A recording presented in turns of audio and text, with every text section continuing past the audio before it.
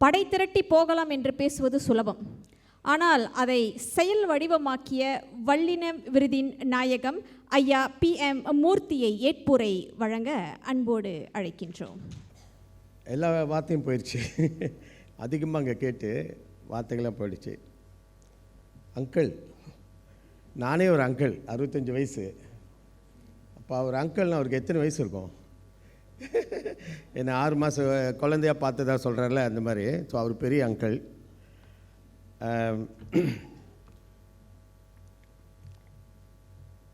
ஒரு 3 நிலையில் நான் உங்களை நினச்சி பார்க்குறேன். எல்லாருமே எனக்கு ரொம்ப நெருக்கமானவங்க. சில பேர் இங்கே நான் குறிப்பிடுறேன், பல பேர் இந்த புத்தகத்தில் குறிப்பிட்டிருக்கேன். புத்தகத்தில் குறிப்பிடாதவங்களுக்கு முக்கியத்துவம் கொடுத்து அவங்கள நான் இங்கே குறிப்பிடுறேன். புத்தகத்தில் உள்ளவங்க எனக்கு புத்தகத்தில் பார்த்துக்குங்க. இன்னும் ஒரு சில பேர் குறிப்பிட முடியாது, இங்கே தான் வச்சுக்க முடியும். அதெல்லாம் கோச்சிக்காதீங்க, நீங்கள் இங்கே இருக்கீங்க. முன் வரிசையில் பார்ப்போமே, ஒரு ஐயா டாக்டர், அங்கே ஒருத்தர் பேர் வாங்கியிருக்காரு, இலக்கியம் பேசும் அரசியல்வாதின்னு. இவர் இலக்கியம் பேசும் மருத்துவர் சண்முக சிவா அவர்களே.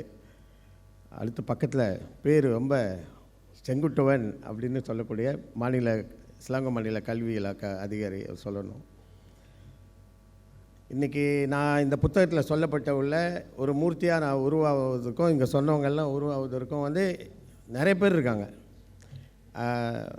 இந்த மாலை கோக்கிற மாதிரி தான் நான் அப்படி ஒவ்வொருத்தரோடைய என்னோடய அறிமுகம், நட்பு, அது மூலிமா உருவாகி வந்தது தான் நான். அப்படி நான் சொல்லணும். கண்டிப்பாக இங்கே முன்னுக்கு உட்காந்துருக்கிறேன் என்னோடய சீனியர், கல்லூரி சீனியர் ராஜேந்திரன். இன்றைக்கி தான் ராஜேந்திரன் சொல்கிறேன், ஆனால் எப்பயுமே நான் ராஜேந்திரன் சொன்னதே இல்லை, தலைவரேன்னு தான் சொல்லுவேன். பக்கத்தில் அங்கே ஒருத்தர் தென்றல் வானம்பாடி, அவர் என் கல்லூரி நண்பர். உண்மையான பேர் சந்திரன். கல்லூரியில் பார்த்தப்போ ஒரு பேர் வள்ளி மணாளன், இப்போ வித்யாசாகர். 81லேருந்து இது வரைக்கும் எத்தனை ஆண்டுகள் நீ பார்த்தீங்கன்னா, இது வரைக்கும் அவர் என்னை பேர் சொல்லி கூட கூட மாட்டார், நண்பா அப்படின்னு தான் சொல்லுவார். அந்த வகையில் அவரை நான் சொல்லணும்னு நினச்சேன். அப்படியே தாவி பின்னால் போனால் அங்கே ஒரு கண்ணகி உட்காந்துருக்காங்க. நான் நினச்சேன் டாக்டர் குமரன் சொல்லியிருப்பாருன்னு நினச்சேன், அவங்கள பற்றி சொல்லலை. கோமதி, டத்தின் கோமதி அங்கே பின்னால் உட்காந்துருக்காங்க. அவர் சொன்ன அந்த இலக்கிய வகுப்பில் நாங்களாம் போய் படித்தோம், 2வது SPM ஃபெயில் ஆகிட்டு போய் படித்தோம்ல. அப்போ அந்த வகுப்பில் அவங்க வேறு பள்ளியிலே இது வந்தாங்க, கான்வென்ட் பள்ளி. கிட்ட போவே பயமாக இருக்கும், பார்வை அப்படி தான் இருக்கும், எரிச்சிருவாங்களோன்னு சொல்லுவோம். அந்த காலத்தில் அப்படி தானே, ஆவுன்னா அப்படி காலை தூக்குவாங்களே, அந்த பெண்கள் மத்தியில் உள்ள பெண்கள் அவங்களாம் பயப்படுவோம். அப்புறம் எங்களுக்குள்ளே இந்த இலக்கிய வகுப்புலேயே விவாதங்கள்லாம் நடக்கும்போது அதில் ரொம்ப ஹீட்டாகி பல வருஷம் பேசிக்கல. அவர் யூனிவர்சிட்டிக்கு வந்துட்டார், நான் கல்லூரிக்கு போயிட்டேன். அப்படி பல ஆண்டுகளுக்கு பிறகு மீண்டும் நான் ஏறக்குறைய LPM வர காலகட்டத்தில் திரும்ப பேசிக்கிட்டோம். ஆனால் அவங்க திருமணம் செய்த ஆள் யாருன்னு பாருங்களேன், டத்தோ ஸ்ரீ தெய்வீகன். டத்தோ வணக்கம். ஸோ அவங்க 2 பேர் வந்ததில் எனக்கு ரொம்ப மகிழ்ச்சி, திருப்தி. அடுத்து இந்த அங்கிள் அப்படின்னு இன்னொரு அங்கிள் இருக்கார். சின்ன பிள்ளையில் இதெல்லாம் நமக்கு தேவைப்பட்டது அந்த காலத்தில், இப்போ உள்ள பிள்ளைங்களுக்கு தேவையில்லைன்னு நினைக்கிறேன். எஸ்டேட் பாய் தானே நான், அப்படியே விளையாடுவோம், எப்போ பார்த்தாலும் விளையாட்டு தானே, விளையாண்டுக்கிட்டே இருக்கு. மேலே ஊசி கப்பை போவோம். இப்போலாம் ஏன் ஊசி கப்பை போக மாட்டேதுன்னு தெரியல. அண்ணாந்து பார்த்தா ஊசி கப்பை போவோம். ஊசி கப்பைன்னு. அப்போ ஒரு கனவு, என்ன புத்தகத்தோட தலைப்பாக தானே ஊசி கப்பை, கப்பலில் நம்மளாம் எப்போ போகணும். அப்போ எங்கள் வீட்டில் 2 பேரை சொல்லிக்கிட்டே இருப்பாங்க, 2 அங்கிள் பற்றி. 2 அங்கிளுமே கோலம்பரில், நாங்கள் இருந்தது கிடாவில் எஸ்டேட். கோலம்பர்னால் அது என்ன எப்படி இருக்குன்னு தெரியாது இல்லையா. 2 அங்கிள் சொல்லுவாங்க. ஒரு அங்கிள் அவரே சொல்லிட்டார். இவர் சொல்லி அங்கே ஒரு அங்கிள் இருக்கார், அங்கிள் சகாதேவன், படித்து பெரிய அதிகாரியாக இருக்கார், அப்படி நீங்களும் படித்து அதே போல் வரணும். அவரெல்லாம் அறிமுகம் ஆகாது முன்னே அப்படியே சொல்லி வளர்த்தாங்க. இன்னொரு அங்கிள் இங்கே உட்காந்துருக்காரு, தனபால் அங்கிள். அவர் MASல வேலை செய்தார். ஒருத்தர் இந்த மாதிரி நல்லா படித்து விமானத்தில் வேலை செய்கிறாருன்னு. அப்போ அந்த ஊசி கப்பலும் அந்த விமானமும் ஓரளவு லிங்க் ஆயிடுச்சு. அப்படி ஒரு கனவு கண்டு என்னாச்சுன்னா, கடைசியாக என் சொந்த செலவில் இல்லை, எங்கள் அப்பா அம்மா செலவில் கூட இல்லை, அரசாங்க செலவில் ஒரு 7-8 நாடுகளுக்கு கப்பலில் பறந்து போகக்கூடிய வாய்ப்பு பின்னாளில் அமைந்தது. அதுவும் பிஸ்னஸ் கிளாஸில். முதல் முறையாக விமானம் ஏறுறோம், 40,000 அடி உயரத்தில் பறக்குதுன்னு சொன்னாங்க. அப்போ நான் இந்த மாதிரி இப்போ சற்றுமு போன மாதிரி போனேன் கழிப்பறைக்கு. நினைக்கிறேன் 40,000 உயரத்தில் எவனாவது கழிப்பறை கழிப்பறையில் உச்சா அடிப்பானா, நான் அடிக்கிறேன். அப்போ உள்ள எம்ஏஎஸில் போஸ்ட் கார்டு கொடுப்பாங்க. அங்கேயே எழுதி நம்ம ஃப்ளைட் இறங்குந்தோ கொடுத்துட்டு மெட்ராஸில் எங்கேயோ எந்த சிட்னியில் அது திரும்பி வந்து இங்கே போஸ்ட் பண்ணிடுவாங்க லோக்கலில், வீட்டுக்கு போய் சேர்ந்துடும். நான் அப்படி எழுதினேன். 40 அடி உயரத்தில் உச்சா போனேன். அப்படின்னா சிறு வயதில் காண்கிற கனவு அவர் ஐயா கூட சொல்லியிருப்பார், என்றைக்காவது தான் நிறைவேறுதுன்னு. இந்த உலகத்தில் ஓரளவு சுற்றியாச்சு. ஸோ அவங்கள சொல்லி படிக்க வச்சுது. அதில் ஒருத்தருங்க உட்காந்துருக்கிற அவர் நான் சொல்லலாம், புத்தகத்தில் சொல்ல மறந்துட்டேன். அவர் அங்கிள் கூட சொன்னார், ஏதோ ஒன்று சொல்லாமல் விட்டுட்டுருந்தேன், அடுத்த பதிப்பில் சொல்லிடலாம். இன்னொரு குடும்பம், அங்கே ராஜேஷ் டீச்சர் குடும்பம் உட்காந்துருக்காங்க. அவங்க அப்பா ராமன் பிள்ளை. நான் பார்த்த வரைக்கும் சில குடும்பங்களில் வந்து அது ரொம்ப வித்தியாசமான குடும்பமாக இருக்கும். அண்ணன் அக்கா தங்கச்சிங்களாம் அப்படி இருக்கவே மாட்டாங்க. நண்பர்கள் போல் இருந்த ஒரு குடும்பம். ரொம்ப ஜென்டில்மேன் சொல்லுவேன். அவங்க அப்பாவை பார்த்தா ஜென்டில்மேன், அவங்க பிள்ளைங்கள அப்படின்னா அவங்க வந்திருக்காங்க குடும்பத்தோடு. அடுத்தது இன்னொரு எங்கள் மாமியார் குடும்பம். அவங்க பேர் ருக்குமணி, எங்கள் மனைவியோட அம்மா. எல்லோரும் வந்திருக்காங்க இருக்கிற இங்கே. அதனால் அவங்க அக்கா எல்லாருமே வந்திருக்காங்க, அவங்கள சொல்லி ஆகணும். அடுத்து எங்கள் சொந்த குடும்பம் PM பிரதான மந்திரி குடும்பம். எதில் வந்தாங்கன்னு பாருங்களேன், பஸ்ஸில் வந்தாங்க. எல்லோரும் ஒரு பஸ் சேரனில் வந்தாங்க. எங்கள் அக்கா அவங்களுடைய வீடியோவில் சொல்லியிருப்பாங்க, என் பிள்ளையை அவன் தான் படிக்க வச்சான்னு. அதில் ஒருத்தனுக்கு படிப்பு வரல, ஆனால் தொழில் வரும்னு தெரியும். அவனை நான் ஒரு தொழில்துறையில் சேர்த்து விட்டேன். அவன் எங்கே வந்து நிற்கிறான்னா, இப்போ பஸ் சேரான், சொந்த பஸ் ஓட்டுறான். எனக்கு ஒரு நிகழ்ச்சி இருக்குடா, என்ன பண்ணலாம், நீ எல்லாத்தையும் ஏற்றிட்டு வரேன், ஓகேன்னு சொல்லி ஏற்றிட்டு வந்துட்டான்.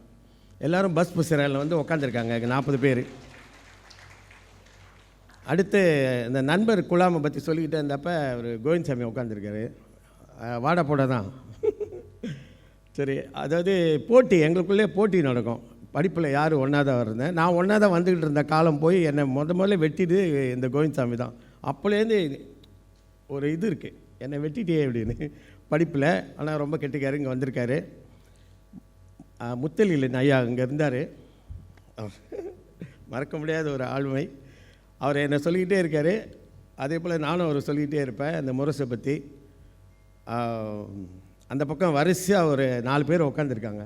டாக்டர் குணசீலன், நான் அவரை சந்திக்கிறப்ப அவர் டாக்டர் இல்லை, அவர் ராமச்சந்திரன், அவர் பக்கத்தில் கார்த்திகேசோ. இந்த புத்தகத்தை நீங்கள் படிச்சிங்கன்னா, என் கூட முதல்ல தேர்வு வாரத்தில் 4 பேர் இணைஞ்சி இந்த 4 பேர் வச்சுக்கிட்டு தான் நான் எல்லாத்தையும் ஆரம்பித்தேன், எல்லா திட்டமும் போட்டேன் அப்படின்னு.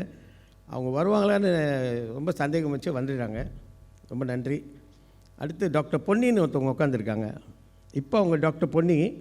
ஒரு காலகட்டத்தில் நான் குமார்லாம் எஸ்பிஐ முடிச்சுட்டு அப்படியே ஊரெல்லாம் சுற்றிக்கிட்டு இருந்த நேரத்தில் ஒரு உருப்படியான காரியம் செஞ்சோம். 4 எஸ்டேட் இருந்துச்சு. 4 எஸ்டேட்டுக்கும் மாற்றி மாற்றி போய் டியூஷன் நடத்திக்கிட்டு இருந்தோம். இந்த பிள்ளைங்கள்லாம் காசு கொடுப்பாங்க 5 வெள்ளி, ஆனால் ஒரே நாளில் கொடுக்க மாட்டாங்க. அப்பப்போ வந்து கொடுப்பாங்க. அப்பப்போ போய் உட்காந்து சாப்பிட்டு முடிச்சுருவோம். அப்படி ஒரு கிளாஸில் அவங்க வந்து கலந்துக்கிட்டாங்க. அப்போ ஹார்வர்ட் எஸ்டேட்னு சொல்லி. பிற்காலத்தில் நான் பார்க்குறப்ப ஆசிரியர் ஆகிட்டாங்க. இப்போ நான் அதுக்காக சொல்ல வரல. நான் ஒரு தடவை ஆப்ரேஷன் பண்ணிட்டு புத்துராஜாவில் படுத்து கிடக்கிறேன். ஆப்ரேஷன் பண்ணி மயக்கத்தில் படுத்து கிடக்கிறேன். விடிகாலை 7 மணிக்கு 2 உருவம் வந்து நிற்கிது. கனவு போலே. அந்த 2 பேரும் தேவதை மாதிரியே இருந்தாங்க. தேவதைகளை வந்துட்டாங்களே நம்ம பார்க்க அப்படின்னு உத்து பார்க்குறேன். பொன்னி பக்கத்தில் மனோன்மணி. இப்போ அவங்க உப்சியில் 2 பேரும் ஃப்ளைட் எடுத்துகிட்டு வந்திருக்காங்க பின்னாங்கிலேருந்து என்னை பார்க்குறதுக்கு. பார்த்துட்டு நல்லா விசாரிச்சுட்டு உடனே ஃப்ளைட்லேயே போயிட்டாங்க. ஃப்ளைட்டில் நோயாளி வந்து பார்த்த அந்த 2 தேவதை சொல்லி ஆகணும். அப்படியே இப்படி போனால் அவங்க நிர்மலான்னு ஒரு தேவதை, அந்த பக்கம் தனலட்சுமின்னு ஒரு தேவதை இருக்காங்க. LPMல நான் வேலை செய்கிறப்ப அந்த நிறைய கதை அவங்க சொன்னாங்க. நான் ஒரு கதை சொல்லலை. காலையில் 8 மணிக்கு அவங்க மீட்டிங் வர்றதுக்கு முன்னே நாங்கள் 7 மணிக்கெலாம் போய் ரெடி பண்ணணும் ரூமை. இவங்களாம் 10:30 மணிக்கு இரவில் மீட்டிங் முடியும். இவங்களாம் போயிடுவாங்க. நம்ம எல்லாத்தையும் சாத்தி பேக் சுலிட்னு ஒன்று இருக்கும். கேள்வித்தாள்லாம் ரகசியம் இல்லையா, எங்களுக்கு ஒரு விலங்கு கொடுப்பாங்க. அந்த சங்கிலி பிடிக்கிட்டே போய் படுக்கும்போது அந்த பேக்கோட சங்கிலி பிடிக்கி தான் படுக்கணும். அவ்வளோ ரகசியமான ஒரு விஷயம் இல்லையா. அப்போ எல்லாத்தையும் நான் முடிச்சுட்டு போகிறதுக்கு 12 கூட ஆகும். திரும்ப காலைல 6 மணிக்கெலாம் நான் ரெடி ஆகணும். இந்த இடையில் நான் சாப்பிட்டேனா குடிச்சேனா மற்றவங்களாம் கடமை வருவாங்க, அவங்க கடமை முடிச்சுடுவாங்க. இந்த 2 தேவதைகள் மட்டும் கூடுதலாக பிறகு மற்ற தேவதைகளாக இருந்தாங்க. அதில் ஒன்று உட்காந்துருக்கீங்க, ஒன்றும் சொல்லக்கூடாது. தலைமை ஆசிரியர் ராஜேஸ்வரி ஜோஹர்லேருந்து வந்திருக்காங்க. அவங்க மட்டும்தான் கரெக்டாக தண்ணி கலக்கிட்டேன், சார் தண்ணி குடிங்க சார் அப்படின்வாங்க. சார் சாப்பிட்டுங்களா, போய் சாப்பிடுங்க முதல்னுவாங்க. ஏறக்குறைய 10 வருஷம் என்னை அப்படி கவனிச்சுக்கிட்டாங்க. எங்கள் அம்மா எங்கள் அக்கா கவனிச்சிக்க வேண்டிய இடத்துல அவங்களாம் மறக்கக்கூடாது. இங்கே உட்காந்துருக்காங்க. ஐயா சுப்பிரமணியம் அவர் ஒரு போராளி என்ன சொன்னாங்க, எனக்கு தெரிஞ்ச போராளி அவர், தமிழுக்காக போராளி வந்திருக்காரு. எதிர்பார்க்காத ஒன்று. பக்கத்தில் பாடகி ஜானகி, ஜானகி மாதிரி தமிழரசி எங்கம்மா, அவங்க ஒரு தமிழ் போராளி. விஸ்வநாத் சார் வீடியோவில் பேசிட்டார். நண்பேன்டா அப்படின்னு பேசினார். இந்த நிகழ்ச்சியில் எனக்கு ஒரு கண் கலங்குற ஒரு விஷயம் நடந்தது. என் வாழ்க்கையில் ரொம்ப நெருக்கமானவங்க அவங்க. எனக்கு பதம் அமைச்சு கொடுத்தவங்க, அல்லது சில துறையில் நான் இன்றைக்கி இப்படி இருக்கேன்னா அதுக்கு அவங்களும் அடித்தளம் அமைச்சு கொடுத்தவங்க. ரொம்ப நெருக்கம், 40 வருஷம் பழக்கம், ரொம்ப எப்படி ஜீவார்த்தமாக பழகணும். இந்த நிகழ்ச்சிக்கு நீங்கள் வரணும்னு சொன்னேன். வல்லினம் ஏற்பாடு செய்கிற ஒரே காரணத்துக்காக நாங்கள் வர முடியாது, எங்களை மன்னிச்சிருங்கன்னு சொல்லிட்டாங்க. அப்படி சொன்னவங்க இருக்காங்க, வரல. வருத்தம் தான், கண்ணீர் விட்டம் தான். ஆனால் அப்படி ஒரு சூழல் இருந்தது இன்னொருத்தவங்களுக்கு. உங்களுக்காக நான் வருவேன் அப்படின்னு சொல்லி வந்து உக்காந்துருக்காங்க. பொன் கோகிலம், மின்னல் எஃப்எம்முடைய பொன் கோகிலம். பல வருஷ நட்பு. அவங்க அப்பா தீப்பொறியோட ஒரு பொறி அது சொந்தமாக தான் முடிவு எடுக்கும். ஒரு மகிழ்ச்சியான செய்தி தகவலாக சொல்கிறேன். மீண்டும் மின்னல் எஃப்எம்க்கு வந்துட்டாங்க. கூடி சீக்கிரம் அறிவிப்பு அவங்க குரல்லாம் நம்ம கேட்கலாம். அப்புறம் ரொம்ப அமைதியாக ஒரு அவ்வியார் உட்காந்துருக்காங்க. முதல் வீடியோவில் பேசுகிறாங்க, சுப்புலட்சுமி அக்கா சுப்புலட்சுமி அக்கா. ஸோ இவங்கெல்லாம் நான் சொல்லணும்னு நினைக்கிறேன். அடுத்து பின்னால் இன்னொரு சில பேர் பார்த்தேன், நிலுங்க பார்த்துறேன். ஜான்சன் வருவார் நினச்சேன், வந்துட்டார். அவர் இன்னொரு முத்தலீலன், அவர் கணினி நிபுணர். இது வரைக்கும் நான் பார்த்ததே இல்லை. ரெஞ்சோக் பள்ளியில் வேலை செஞ்சப்போ இது வரைக்கும் வந்து இப்படி பார்த்துக்கிட்டே வந்து இங்கிலீஷில் டைப் பண்ணிக்கிட்டு அப்படியே மாற்றி புருஸில் வந்து ஒரு கீ இருக்கும், F12 F2 அதை தட்டிட்டு ஒரே நிமிஷத்தில் ஒரு பக்கத்தை டைப் பண்ணிடுவார். அந்த மாதிரி விரலை நான் பார்த்ததே இல்லை. ஜான்சன் இங்கே வந்திருக்காரு. அடுத்து பீட்டர் ஐயா அங்கே அமைதியாக ஒருத்தர் உட்காந்துருக்காரு. இந்த பெட்டிஷன் முதல் நிறைய சொல்லப்பட்டதில்ல, அதில் ஒரு பெட்டிஷன் போட்டாங்க. டத்தோஸ்ரீ சாமியல் இவங்க போய் அறிமுகப்படுத்தினார்ல, ஒரு 30,000 வெள்ளி வாங்கி நான் போய் ஊரில் வந்து நிலம் வாங்கி போட்டேன், வீடு வாங்கி போட்டேன்னு. அப்படி நிறைய பெட்டிஷனில் அதில் அந்த வட்டத்தில் அப்படியே பல வட்டம் அடிச்சுக்கிட்டே ஒரு பெட்டிஷன் போடுறாங்க. கடைசியாக ரிட்டையர் ஆக போகிறேன், அப்போது ஒரு பெட்டிஷன். அப்போ அந்த நேரம் பார்த்து இவர் அங்கே ஜும்மா நகரில் வேலை செய்கிறாரு. கரெக்டாக அவர் கைக்கு போச்சு. அவர் எல்லாத்தையும் விசாரிச்சுட்டு அவர் அழகான ஒரு லப்பரம் தயார் பண்ணி அதோடு முடித்தார். இல்லைன்னா பென்ஷனில் கூட பிரச்சனை வந்திருக்கும். எல்லாம் இந்த இலக்கிய பாடத்துக்காக தான். அடுத்து ஐயா சொன்னார், அவர் செல்வக்கண்ணு சார், அவர் இவருக்கு அடுத்து அவர் இன்னொரு அங்கிள் மாதிரி. ஆனால் அங்கிள் நான் கூப்பிட்டதில்லை. என்னை இந்த தலைமை ஆசிரியராக ஆவதற்கு, அதுக்கு பிறகு நிறையா தலைமுத்துவத்தில் நான் பெறுவதற்கு அடித்தளம் அமைத்து கொடுத்தவர் முன்னாள் பள்ளி அமைப்பாளர். ஸ்பெஷலாக ஒருத்தர் வந்து இன்றைக்கி இங்கே உட்காந்துருக்காரு, ஆசை கண்ணுன்னு, டாக்டர் ஆசை கண்ணு. அவர் உப்சியோடைய பேராசிரியர், அதாவது விரிவுரையாளர். ஆனால் அவர் தமிழ்நாட்டுக்காரர். ஒரே ஒரு தடவை தான், ஒரே ஒரு நல்லது தான் அவங்களுக்கு செய்தான். அவங்க ஒரு 15 பேர் இங்கே வந்திருந்தாங்க. மாணவர் பரிமாற்றமோ இல்லை முனைவர் ஆய்வு பட்டத்துக்காக வந்திருந்தாங்க.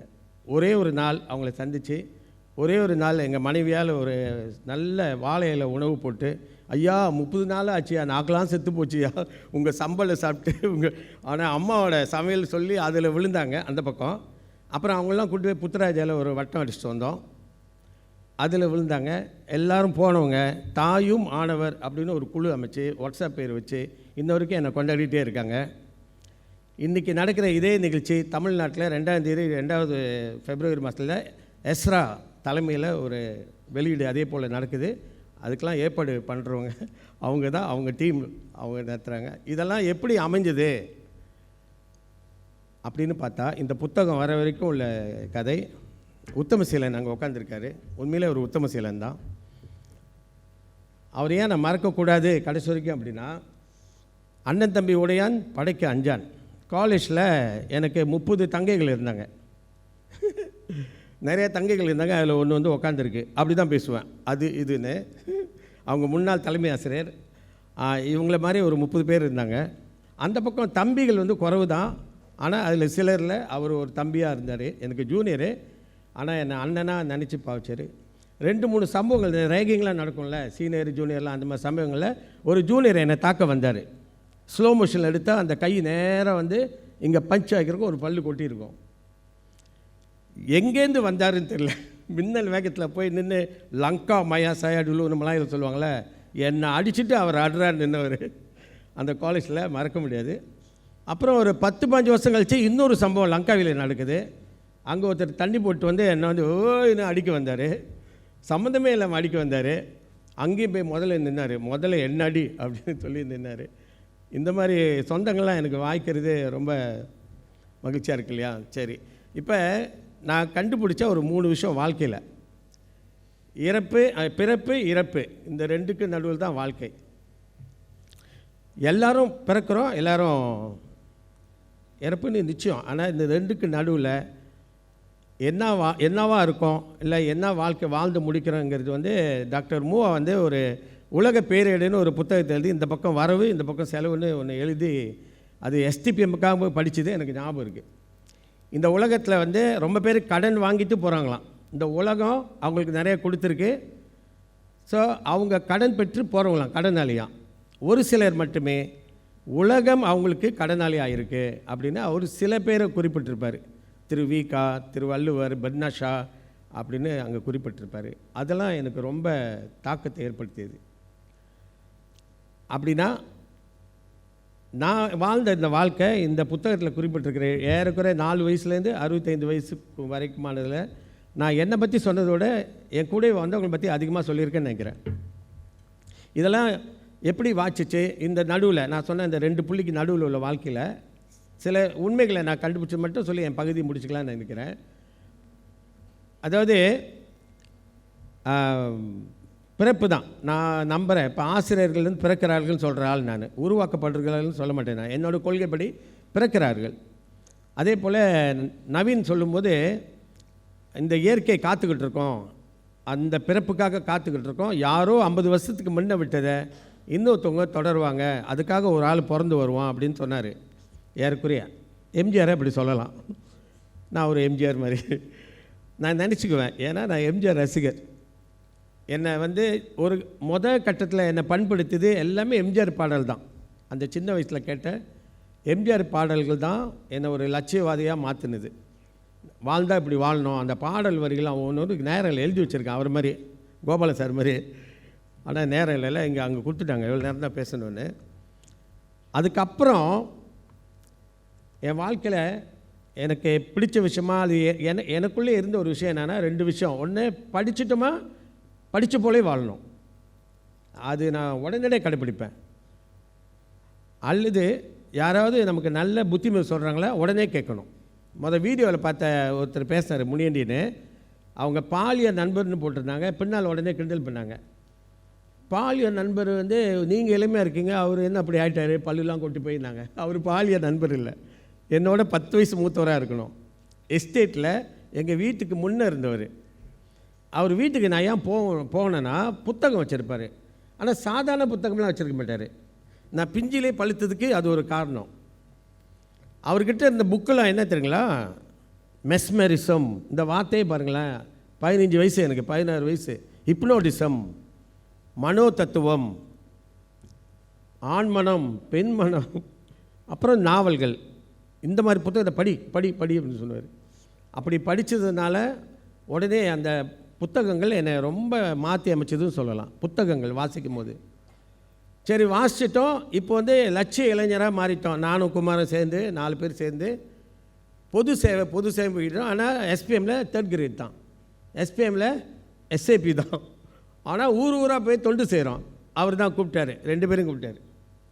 நீங்கள் 2 பேரும் கூப்பிட்டு ஒரு நாள் சொன்னார், நீங்கள் 2 பேரும் என்ன வேணாலும் செய்யுங்க, எவ்வளோ சேவைனா செய்யுங்க, ஆனால் உங்கள் பேருக்கு பின்னால் 2 எழுத்து இல்லைன்னா எவனோ உங்களை மதிக்க மாட்டான். முதல்ல போய் படித்து பட்டதாரி ஆகுங்கடான்னு. அதெல்லாம் ரொம்ப ஃபயர். அவர் சொன்ன ஆலோசனையை நான் கொஞ்சம் லேட்டாக தான் அதை முடித்தேன். டிகிரியை 44 வயசில். அவர் குமரன், அருள் செல்வன் இவங்களாம் வந்து ரொம்ப சீக்கிரமாக முடிச்சிட்டாங்க. அப்போ இந்த மாதிரி ஆலோசனை நான் கேட்பேன். எங்கள் அம்மா இரவில் பஸ் எடுத்து விடிகாலம் வந்து சேர்றோம் கோலம்பரில். எதுக்கு? வா போய் அங்கிளை பார்க்கலாம். எதுக்கு? கிடைச்ச போஸ்டிங்கை மாற்றுறதுக்கு. அது சொல்லிட்டார்ல, தம்பி தனியாக கூட்டு போய் உங்கள் அம்மாவுக்காக நான் செய்யலாம், அந்த துறையில் நான் இல்லை செய்யலாம், ஆனால் அவங்களுக்கு நான் சொல்கிற ஆலோசனை அவங்களுக்கு எடுப்படாது. உங்கள்கிட்ட நான் சொல்கிறேன், நீ சொந்த ஊரில் இருக்கிறத விட இந்த மாதிரி தூரமாக எங்கேயோ போனீங்கன்னா நீ சீக்கிரமாக முன்னேறி வரலாம். என் ஆலோசனை கேட்டு போனார். உடனே போயிட்டேன். ஆனால் அவர் சொன்னபடியே தான் பஹாங் தான் எனக்கு அடுத்த கட்டம் என்னோடய வாழ்க்கைக்கெலாம் அஸ்திபாரமானது. இந்த 2 விஷயம் இருக்கு இல்லையா, பெரியவங்க யாராவது படித்தவங்க அவங்க சொன்னால் உடனே கேட்டு உடனே கடைப்பிடிக்கணும். அப்படி கண்ணு முன்னால் இருந்தவங்க இவர் சீனி நயனா முகமது, தத்தோ சோதி, அங்கிள் சகாதேவன், அவர் சாரு செல்வக்கண்ணு, இவங்க கண்ணு முன்னால் கண்ணுக்கு தெரியாமல் இருந்தவங்க டாக்டர் மூவா, அகிலன், நான் பார்த்த சாரதி, திருவள்ளுவர், இவங்களாம் வந்து கண்ணுக்கு தெரியாத ஆசான்கள். அவங்க சொன்னதையும் உடனே கேட்கணும் அப்படின்னு வாழ்ந்து, என்ன அதோட ரகசியம்னா, அந்த சின்ன வயசுலேயே பிஞ்சிலே பழுத்துதுன்னு ஒன்று சொன்னேன் இல்லையா, அதில் என்னன்னா அவர் நாப்பா முனியாண்டி எனக்கு கொடுத்த புத்தகம் வாயிலுமாக நான் வந்து புரட்சியாளராக மாறிட்டேன். சிந்தனைலாம் மாறி போச்சு. ஆன்மீகவாதின்னு மாறி போய் பகுத்தறிவாளனாக போய் திரும்ப ஆன்மீகவாதியாக போய் ஒரு 6 மாதத்துக்கு குரானை தூக்கிட்டு படித்து உஸ்தாதுக்கிட்ட போய்ட்டு இஸ்லாம் மதத்தை படித்தேன். அப்புறம் என் நண்பன் ஒருத்தர் இருக்கான், அவர் இறந்துட்டார் வேலை இதுன்னு. ஏய் நீ முதல்ல நம்ம மதத்தை தெரிஞ்சுக்கிட்டா என்ன எல்லா மதத்தையும் பற்றி பேசுகிற, போய் நம்ம மதத்தை படி அப்படின்னு சொல்லும்போது நான் போய் அர்த்தம் உள்ளது இந்து மதம் கண்ணதாசனுடைய எல்லா தொகுதியும் படித்து முடித்தேன். அடுத்து அப்படி நான் படித்து முடித்ததில் ஒன்று கீத உபதேசம் இருக்கு இல்லையா, கீதா உபதேசம் அவர் சொன்னார் ஒரு வார்த்தையை, அதில் ரொம்ப தாக்கத்தை ஏற்படுத்தியது. நடந்தது எல்லாம் நல்லவை, இனி நடக்க போகுது நல்லவை, எதை கொண்டு வந்தால் எது, அதெல்லாம் படித்த உடனே அந்த தத்துவ ஆளாக மாறுறதுக்குள்ளே ஒரு வாய்ப்பாக இருந்தது. அப்புறம் விவேகானந்தர் படிக்கும்போது நீ என்னவாக நினைக்கிறாயோ நீ அதுவாகவே ஆவாய் அப்படின்னு படித்தது. அப்புறம் சத்திய சோதனையை படித்தேன் அந்த வயசில், காந்திஜியோட வரலாறு. அவர் அந்த புத்தகத்தில் சொல்கிறாரு, என் வாழ்க்கையை மாற்றி அமைச்சது நான் படித்த விவிலியம். அந்த விவிலியத்தில் படித்த விவிலியம் தான் பைபிள். அதில் உள்ள சில வசனங்கள் தான் எனக்கு இந்த அகிம்சா வழி நான் பிற்காலத்தில் கையில் எடுத்ததெல்லாம் வந்து அது அஸ்திவாரம் சொல்லிவிட்டு. ஆனால் அதுக்கும் முன்னதாக அவர் சொன்னார், அவங்க ஊரில் அவர் குஜராத்தியா, அந்த குஜராத்தி அவங்களுடைய பூர்வீக இதில் ஒரு பாடல் இருக்குது, பழம்பாடல். அந்த பாடலை நான் படித்தேன், அதுவும் என்னை மாற்றியது அப்படின்னு சொல்லி. அப்போ அந்த பழம்பாடலில் அவர் என்ன சொல்லியிருக்காரு, உண்ணும் நீர் தந்த ஒருவனுக்கு கைமாறாய் பின்னமுதை போல் அன்னம் விரும்பி படைத்திடுவாய், அன்போடு கும்பிட்டால் அடிபணிந்து தொழுவாய், செம்பான காசுக்கு செம்பொன்னை தந்திடுவாய், உயிர் காத்தோன் துன்பத்தை உயிர் கொடுத்து நீ துடைப்பாய் அப்படின்னு அவர் சின்ன வயசில் படித்து தான் அதுதான் அவரை கொண்டு. இதை படிச்சுட்டு நான் அதேமாதிரி மாற ஆரம்பித்தேன். என்ன ஒரு தத்துவம் அப்படின்னு தத்துவம்னு. அப்புறம் குரானை படித்தாச்சு, கீதா உபதேசம் படித்தாச்சு, பைபிளில் போய் படிக்க ஆரம்பித்தேன். அங்கே வந்தது இன்னும் பெரிய பெரிய ஃபயர். என்ன ஃபயர், ஒருவன் உன்னை ஒரு கண்ணத்தில் அறைந்தால் அவனுக்கு மறு கண்ணத்தையும் திரும்பி கொடு. என்ன மாதிரி ஒரு தத்துவம், இந்த மாதிரி நம்ம வாழ்க்கையில் நடக்குமான்னு பார்த்தா உண்மையிலே நடக்குது. என்னோடய அனுபவத்தில் நான் பார்த்தேன், சத்திய சோதனை படித்தவங்களுக்கு அத்தனை பேருக்கும் சத்திய சோதனை நிச்சயம். அதுபோல் இதை படிச்சுட்டேன் இல்லையா, ஒரு சம்பவம், எவனோ துரத்தி அடிக்கணும். நான் பசாமலாமில் ஏதோ நடந்துகிட்டு இருக்கேன், அங்கேருந்து வந்தவன் விட்டான் ஒரு அறை, சாதாரண அறை இல்லை இது. திரும்பி பார்க்கறதுக்குள்ளே ஓடுறான், நானும் ஓடுறேன் துரத்துக்கிட்டு. அவன் நினச்சிருப்பான் நான் அவன் திரும்ப அடிக்க போகிறேன்னு. இல்லை, அவனை நிப்பாட்டி, டேய் இங்கே அடிச்சுட்டல, இந்த கண்ணத்தையும் நான் காட்டுறேன் இங்கே அறை அப்படின்னு அதுக்காக ஓடினேன். அந்த வாய்ப்பு இல்லாமல் போச்சுன்னு வருத்தம், கிறுக்கு தான். ஆனால் படித்ததை அப்படியே கடைப்பிடிக்கணும். அடுத்ததாக இதுவும் ரொம்ப முக்கியம், ஒருவன் உன்னை 1 மைல் தூரம் வர பலவந்தம் பண்ணினால் அவனோடு 2 மைல் தூரம் போ. பைபிள் வசனம் இல்லையா? அப்படி தான் காராய் ஹவேயில் ஒருத்தர் சீனர், இரவு 10 மணி இருக்கும், நான் பிஓங்கில் இருக்கேன், கேஎல்லேருந்து ஒண்டா 70 தான் போவேன், வார இறுதியில் இங்கே வருவேன், ஞாயிற்றுக்கிழமை திரும்புவேன். அவர் சங்கிலி அறந்து போய் தள்ளிக்கிட்டே போயிட்டுருக்காரு. இரவு காராயவே காடு, நான் பாட்டுக்கு போயிட்டே இருந்திருக்கலாம். திரும்ப வந்தேன், எங்கே போகணுன்னு கேட்டேன், காராக போகணும். என்ன ஆச்சு, சங்கிலி அறந்துருச்சு. அவரோட வந்து 6 செட்டு கிளாச் மோட்ரு, நான் வந்து ஒண்டா 70. சரி நீ பின்னால் பிடிச்சிக்கோ, நான் உன்னை இழுத்துக்கிட்டே போகிறேன்னு. அவர் இழுக்க கொடுத்தது பேராபத்தாக போச்சு. அவருக்கு பிடிக்க தெரில, என்னையும் தள்ளி விட அவரும் வந்து நாங்கள் 2 பேரும் அடிப்படை செத்து போயிடுவோன்னு. நான் சொன்னேன், நீ வந்து ஓட்டு, நான் உன் மோட்டரில் உட்காந்துக்கிட்டு நான் பின்னால் வரேன்னு. அவர் ஓட்டினார், எப்படி ஜாலியாக ஊனோடு. நான் இப்படி குனிஞ்சது, அவர் இழுக்க அதே வேகத்தில் போய் கொம்பாக்லேருந்து காராக் டவுன் வரைக்கும் என்ன அதை செய்ய விட்டது இந்த வார்த்தை. காந்தி எப்படி ஃபயர் ஆச்சோ அந்த குஜராத்தி பாடல், அதே போல் இதை படித்த உடனே இதெல்லாம் வாழ்க்கையில் கடைப்பிடிக்க முடியுமா, பிடிச்சி தான் பார்ப்போம் அப்படின்னு முயற்சி பண்ணது தான். காராக்கில் போய் அவர் பாட்டுக்கு போனார், நின்னார், அவர் வீட்டுக்கு போனார், திரும்பி பார்த்து ஒரு தேங்க்யூ சொல்லலை. அவர் யார், அவர் முகம் என்ன ஒன்றுமே தெரியாது. ஆனால் சீனர் மட்டும் தெரியும். 25 வயசில் நடந்த சம்பவம். எனக்கு 1 மாதமாக கை தூக்க முடியல. ஒரு கட்டத்தில் இங்கே உட்காந்துருக்காங்க. எனக்கு எங்கள் தங்கச்சி வகையில் சொந்தக்காரங்க பசங்க வீட்டுக்கே போகாமல் சுற்றிக்கிட்டு இருந்தாங்க. ஏண்டான்னு கேட்டேன். இல்லை, எங்கள் ஸ்கூலில் சண்டை வந்துச்சு. அந்த பிள்ளையோட அப்பா வந்து தாதா, குண்டர் கும்பல் தலைவர். இப்போ அவர் எங்களை தேடிக்கிட்டு இருக்காரு. நீ வீட்டுக்கு வந்தால் தொலைஞ்சண்டா அப்படின்னு. வீட்டுக்கு போகலையா? 2 நாளாக வீட்டுக்கு போகல. இங்கேயே சுற்றிக்கிட்டு இருக்கீங்க. அவனை வாடா, நான் கூப்பிட்டு போகிறேன். இல்லை, நாங்கள் வான்னு போகிறோம். அதேமாதிரி கீழே உட்காந்துக்கிட்டு இருக்காரு. அவரும் அவரோட நண்பர் இன்னொரு தாதா வரேங்க, வாங்கடா வாங்கடா. அப்போ நான் போய் சொல்கிறேன், அண்ணே சின்ன பசங்களே, என்ன சின்ன பசங்க, நீ யார் வேறு, நான் யார் தெரியுமா அப்படின்னு சொன்னேன். இல்லைண்ணே, என்ன விடுங்க, பாவண்ணே, சின்ன பசங்க அப்படின்னு. உண்மையிலே குண்டர் கும்பல் தான். காஜாங்களே உங்களுக்கு தெரியும், ரொம்ப ஃபேமஸ்ஸு. அவங்களோட வட்டத்தை சேர்ந்தவங்க. அவங்க போய் நிற்கிறேன் இவங்களுக்காக. பேசி கெஞ்சி ஓகே உனக்காக நான் அவங்க வீட்டுக்கு வரேன். அப்போ தான் வீட்டுக்கு போனாங்க. இன்னொரு சம்பவம் நடக்குது. இதே குண்டர் கும்பல் துப்பாக்கியோடு வந்து நிற்கிது. எல்லோரும் ஓடி ஒளிகிறாங்க, தலையை தெறிக்க ஓடி ஒளிகிறாங்க. யாரையோ தேடிக்கிட்டு இருக்காங்க. அந்த தேடிக்கிட்டு இருக்காலும் எனக்கு தெரியும். நான் போய் நிற்கிறேன், கையில் துப்பாக்கி இருக்கு. போட்டிருந்தா அன்றைக்கே பொட்டு அப்படின்னு போயிருப்போம் இல்லையா. போய் நிற்கிறேன். என்னண்ணே சொல்லுங்கள். இல்லை சொல்லுங்கள் சொல்லி ரொம்ப சாதுவாக அவங்கள்ட்ட பேசி சரி நாங்கள் பிறகு நாளைக்கு வரோம், இல்லை இங்கே வராதிங்க, அவங்க இங்கே இல்லைன்னு சொல்லி அனுப்பி வச்சேன். ஆனால் இதுக்கெல்லாம் பிறகு கடைசியாக ஒரு பதில் வச்சுருக்கேன். இந்த பதில் இப்போ தான் கிடைக்கிது எல்லாமே. நம்ம ஏன் இதை செய்தோம், ஒரு துச்சமாக நினைக்கிறோமே. அதே போல் இன்னொரு சம்பவம் நடக்குது. இதே மாதிரி துச்சமாக போய் நின்று ஒருத்தரை சந்திக்கிறேன். நான் யாத்தம்மா பெந்தவங்காலியோட தம்பி இங்கே கப்போங்களை வந்து இவளை கெட்ட வார்த்தை எல்லாம் வாங்கடி வெளியே. யார் வாத்தியாருங்களா, டீச்சருங்களா, அவங்க பையனை அடிச்சிட்டாங்களா. அவர் 3ஆம் ஆண்டு டீச்சரு. அடித்ததுக்கு எல்லா டீச்சருங்களும் கெட்ட வார்த்தை பிடிச்சி கூப்பிட்றாரு. நான் வந்து பிகே துணை தலைமை ஆசிரியர் எல்லாம் ஒழிஞ்சிட்டாங்க, வெளியே போகல. நான் போய் தலைமை ஆசிரியர் கேட்குறேன், போவாத. நான் போவோம் சார். போயிட்டு நிற்கிறேன். வா அப்படின்னு கிட்ட போய் நின்று அவர்கிட்ட பேசி கெஞ்சி போய் உட்கார வச்சு ஒரு டீ வாங்கி கொடுத்து, அடுத்த தடவை நீ என்னை வந்து பாருங்கன்னு சொல்லி, அப்படி நீ யார் பென்டோங்காலி, நீ யாராக இருந்தால் எனக்கு என்ன, என் டீச்சருங்களை கேவலமாக பேசுகிறேன், இந்த பிள்ளைங்களை கேவலமாக பேசுகிறேன். நான் அவர்கிட்ட சொன்ன ஒரே வார்த்தை, அண்ணன் உங்கள் மகளை இன்றைக்கி நினச்சி பார்த்தீங்களா, நாளைக்கு அந்த பிள்ளை எப்படி நான் இந்த ஸ்கூலுக்கு தலை நிமிர்ந்து வரும்னு. இப்படி அங்கே நான் சம்பாரித்தது தான் பிற்காலத்தில் எல்பிஎம்க்கு வரப்ப எவ்வளோ பெரிய பிரச்சனையாக இருந்தாலும் துச்சமாக நினைக்கிற அந்த எண்ணம், அந்த தில்லு எனக்கு எங்கேருந்து வந்ததுன்னா இங்கேருந்து தொடக்கத்துலேருந்து வந்தது தான். அப்போ எனக்கு கையை தூக்கி அது கையை பிடிச்சி கொண்டு போனது நூல்கள், தத்துவ நூல்கள், நாவல்கள். அந்த நாவலில் வர்ற அதே கதாபாத்திரமாக மாறுவேன்.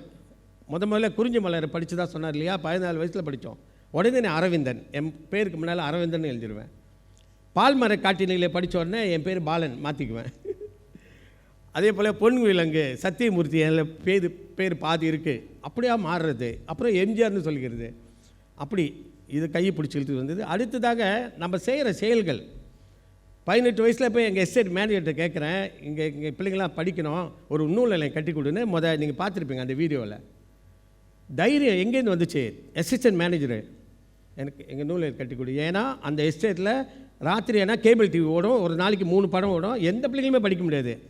ஒரு பக்கம் கேபிள் டிவி, ஒரு பக்கம் கல் கடைக்கு போயிட்டு வந்த அப்பாங்க அராஜகம் பண்ணுவாங்க, யாருமே படிக்க முடியாது. நான் படித்து 20 பாஸ் பண்ணிட்டேன். ஆனால் இந்த எஸ்டேட் பிள்ளைங்க எங்கே போய் படிக்கும்? அவங்களுக்காக கேட்டு கட்டி நான் ஒன்றுமே சொல்லலை, நான் டியூஷன்லாம் சொல்லிக் கொடுக்க மாட்டேன், வந்து இங்கே உட்காந்து படிங்க. அதில் படித்த ஒரு பையன் இன்றைக்கி பேராசிரியர் இங்கே உட்காந்துருக்கிறார்.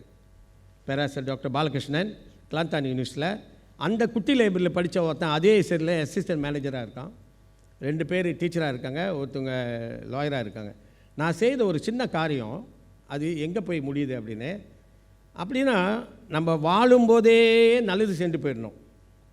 நல்லா வந்த பிறகு, பணம் சேர்ந்த பிறகு, பதவி வந்த பிறகு நான் செய்கிறேங்கிறது அது சரியான ஃபார்முலர் கிடையாது.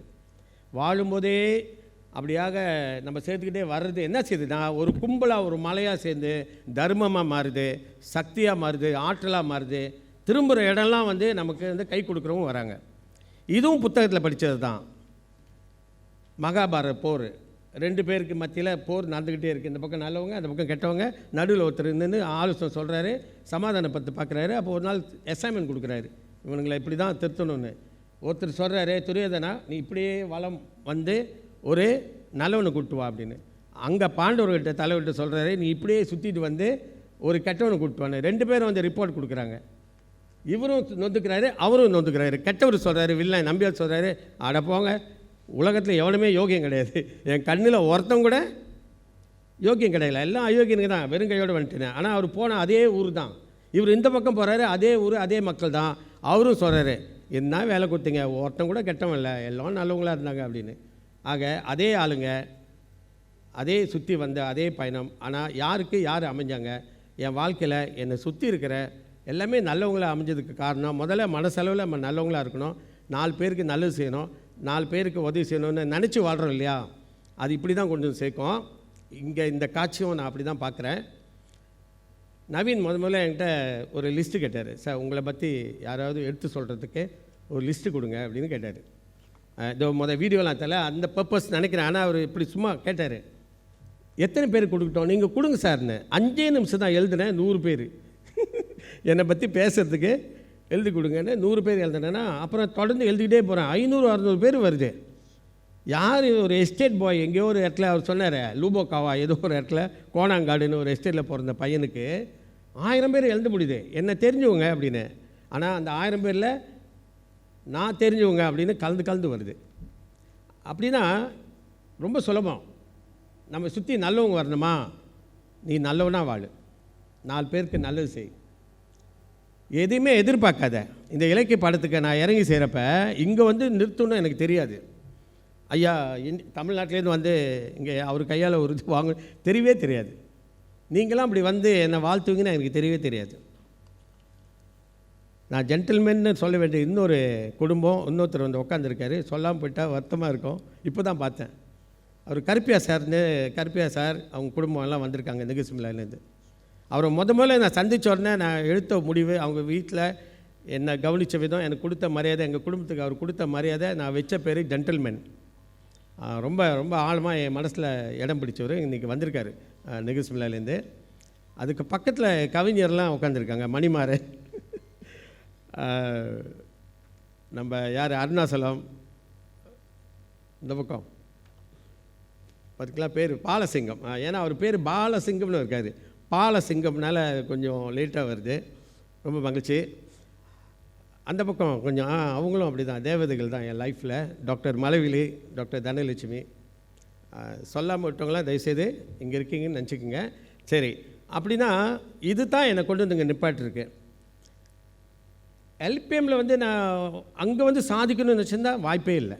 ரொம்ப பேர் நினைக்கிறாங்க நான் எல்பிஎம்க்கு வந்துட்டு அந்த நாற்காலி வச்சு தான் நான் இவ்வளோ பேர் சேர்க்க முடிச்சேன்னு. கிடையவே கிடையாது. முன்கூட்டியே நான் சம்பாரித்த உள்ளங்கள், முன்கூட்டியே நான் ஒரு காலத்துக்கு எங்கே போக போகிறேன்னு தெரியாமையே முன்கூட்டியே சம்பாரித்தவங்க தான் போய் ஒரு காலத்தில் நிற்க முடிஞ்சது. அவங்க மூலிமா தத்தோஸ்ரீ சாமிகளை பார்க்க முடிஞ்சது. அது மூலிமா 5000 மாணவர்களுக்கு புத்தகத்தை பெற்றுக் கொடுக்க முடிஞ்சது. இப்போ நம்ம ஒரு கருவியாக இருக்கோம், ஆனால் வாழும்போதே சம்பாரிச்சுக்கிட்டு போயிருந்தோம் நல்ல பேரெல்லாம். அப்போது தான் நம்ம ஒரு இடத்துக்கு வரும்போதே திரும்பி பார்க்குறப்ப நமக்கு ஒரு 1000 பேர் இருப்பாங்க. யாரும் சொன்னாங்க ஒரு படையை சேர்த்து விட்டாருன்னு. உண்மையாகவே இந்த நாட்டில் இன்றைக்கி ஒரு படை இருக்குது, மூர்த்தி சாருக்கு பின்னால் ஒரு படை இருக்குன்னு. இன்னும் 2 படித்தது வாசிப்பு தானே, 2 வாசிச்சுட்டு நான் முடிச்சுக்கிறேன். வைரமுத்து கோச்சடையான் படத்தில் எழுதியிருப்பார், எதிரிகளை ஒழிக்க பெட்டிஷன் மேலே பெட்டிஷன் போட்டு, அதில் ஒரு பெட்டிஷன், டாக்டர் கோவப்படுறப்ப நீங்கள் உளவியல் தானே, தமிழில் தானே கோவப்பட முடியும், தமிழன் மலாயில் கோவப்பட முடியும், கோவம் தமிழில் வருது, எழுத்து மலாயில் எழுதணும் பெட்டிஷனு. திம்பாலான் பிரதான மந்திரிக்கு அவர் எழுதுறாரு. அப்போ தமிழில் எப்படி நினச்சிருமா, நான் சொல்லலை என் வாயால், கசி குழுவாரைத்தோ அஞ்சிங் டரி எல்பிஎம். ஒரே காரணம், எல்பிஎம் படத்தை அறிமுகப்படுத்திட்டேன்னா இவ்வளோ பெரிய நாவலை படிக்க வச்சுட்டேன்னா. எங்கள் எண்ணம் தான் எழுதுந்து, எங்கள் எண்ணம் தான், ரப்பர் பேப்பரில். அப்போ அந்த மாதிரி எதிரிகள் யாருன்னா, பெட்டிஷன் போட்டவங்க அத்தனை பேரும் எனக்கு தெரியும் யார் போட்டாங்கன்னு.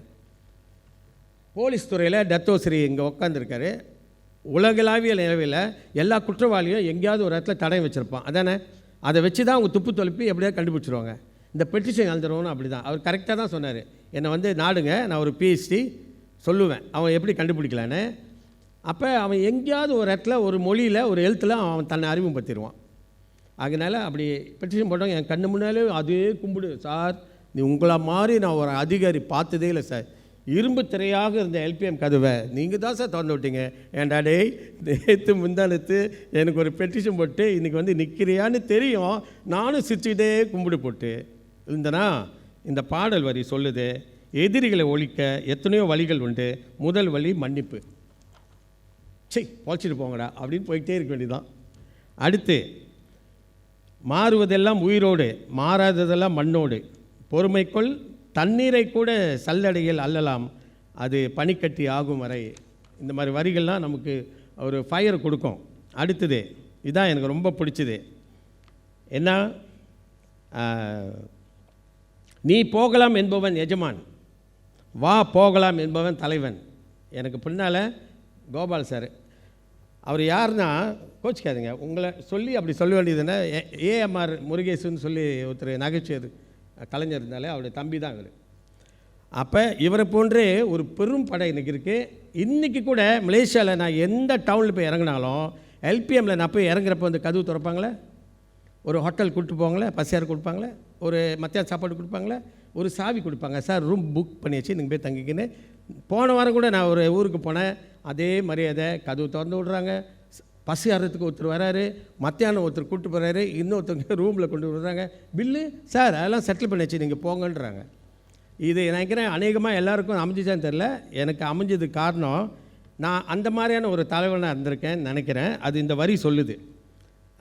அந்த நீ எஜமானனா தலைவனா. ஓகே, அடுத்தது ரொம்ப முக்கியமானது. அந்த வரி என்ன சொல்லுது, நீ என்பது நீயா.